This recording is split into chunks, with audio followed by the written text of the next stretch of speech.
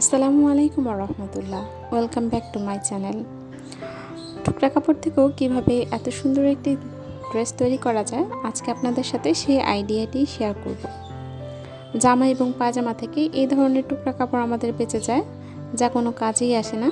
আজকে এই টুকরা কাপড় থেকে 3 থেকে 4 বছর বয়সী বাচ্চাদের একটি ড্রেস আমি আপনাদেরকে মেক করে দেখাবো। প্রথমেই লম্বার মাপটি নিয়ে নিয়েছি। এখানে লম্বা আমি 23 ইঞ্চি পরিমাণ নিয়ে নিয়েছি এবং সেই অনুযায়ী কাপড়টিকে কেটে নিচ্ছি। এদিকের এই চিকন অংশটি আমি গলার দিকে রাখবো এবং এই পাশের এই অংশটি আমি যতটুকু পারি মোটা করে নিয়ে নিব।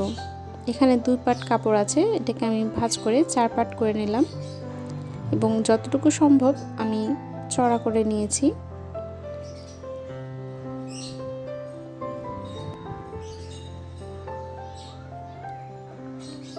বাড়তি কাপড়টুকু কেটে ফেলে দিলাম এবং গলার অংশের দিকে আমি একটি কাটমার্ক দিয়ে নিলাম। এখানে কিন্তু 4 পাটে কাপড়টি আছে। একটি কাপড়ের উপর আরেকটি কাপড় এভাবে করে বসিয়ে তারপর আমি সকল মাপগুলি দিয়ে নিব। শোল্ডারের জন্য এখানে আমি 5 ইঞ্চি পরিমাণ নিয়ে নিয়েছি। একইভাবে কিন্তু মহড়ার জন্য আমি 5 ইঞ্চি পরিমাণ নিয়ে নিয়েছি এবং কোমর 4 ইঞ্চিতে নিয়ে এক এক করে বডি এবং কোমরের মাপ নিয়ে নিচ্ছি।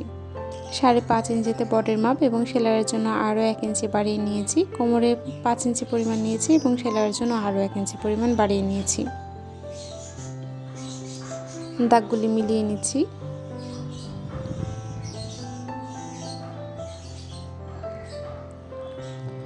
ঘেরের দিকে যতটুকু নেওয়া যায় আমি ঠিক ততটুকুই নিয়ে নিয়েছি।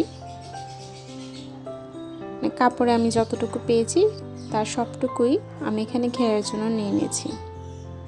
এবার 1/2 ইঞ্চি পরিমাণ শোল্ডার ডাউন করে কেটে নিচ্ছি এবং বাকি অংশগুলো দাগ অনুযায়ী কেটে নিচ্ছি। নিচের ঘেরের অংশটি যাতে ঝুলে না যায় তাই 1 ইঞ্চি পরিমাণ এভাবে করে শেপ কেটে নিলাম।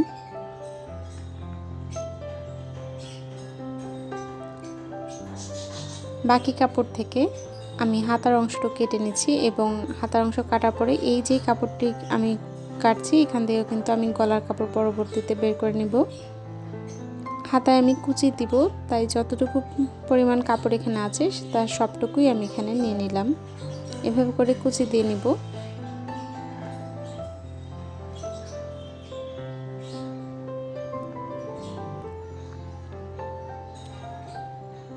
পেছনের গলাটি আমি একটু গোল গলা দিচ্ছি এবং সামনের গলাতে আমি ভি গলা কেটে নিয়েছি। প্রথমেই টুকরোগুলো সব একসাথে জয়েন দিয়ে নিচ্ছি।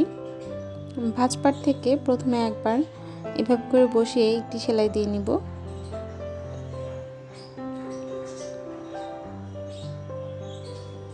প্রতিটি অংশ একটি অংশের সাথে আরেকটি অংশ প্রথমেই লাগিয়ে নিয়েছি।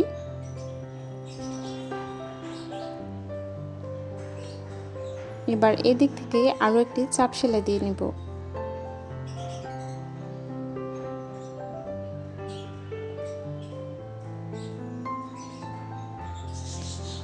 হাতা কাটার পরে যে অংশটা ছিল সেখান থেকে আমি 2.5 ইঞ্চি চওড়া করে গলার জন্য এই পাটটি কেটে নিয়েছি।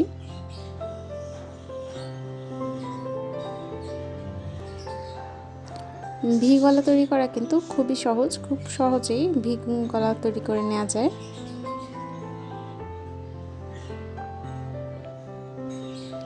যে পর্যন্ত আমি কাটা রেখেছি তার 1/2 ইঞ্চি নিচ পর্যন্ত সেলাই করে নিলাম।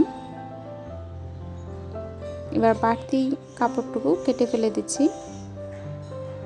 যে পর্যন্ত সেলাই করেছি সে পর্যন্ত এভাবে কোনাকুনি করে কেটে নিচ্ছি। খেয়াল রাখবেন যাতে সেলাইটা কেটে না যায়। এই তো খুব সহজেই হয়ে গেল ভি গলা। এবার চারপাশ থেকে আরও একটি সেলাই দিয়ে নিব। পেছনের গলা তৈরি করার জন্য আমি একটি আড়াআড়ি কাপড় কেটে নিয়েছি এবং প্রথমে উল্টা পাশ থেকে এভাবে করে বসিয়ে একবার সেলাই করে নিব।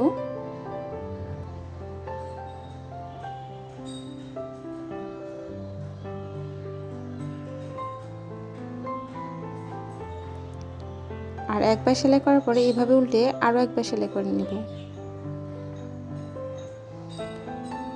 এবার হাতার কাজ করে নিচ্ছি। প্রথমেই হাতার মোহরটা 1/2 ইঞ্চি করে ভাঁজ করে তারপরে সেলাই করে নেব। চাইলে এখানে আপনারা রাবারও ইউজ করতে পারেন।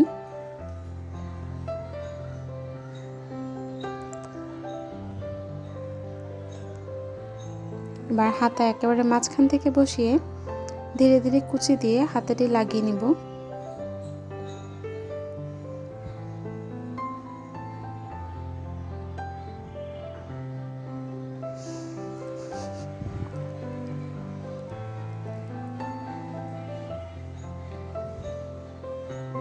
হাতা লাগানো হয়ে গেলে হাতা এবং বডি একসাথে একইভাবে সেলাই করে লাগিয়ে নিব। এভাবে হাতা লাগিয়ে সেলাই করা কিন্তু খুবই সহজ।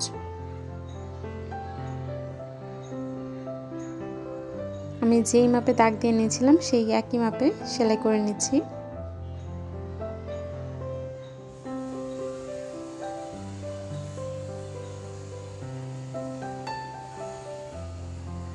একদিক হয়ে গেলে আরেক দিক ঠিক একইভাবে করে সেলাই করে নিয়েছি। খুব সহজেই কিন্তু এইভাবে করে বাচ্চাদের একটি ড্রেস তৈরি হয়ে গেল। নিচের অংশটুকু আমি এরকম গোল করে সেলাই করে নিয়েছি এবং গলার অংশে আমি ছোট্ট একটি বো তৈরি করে দিয়েছি।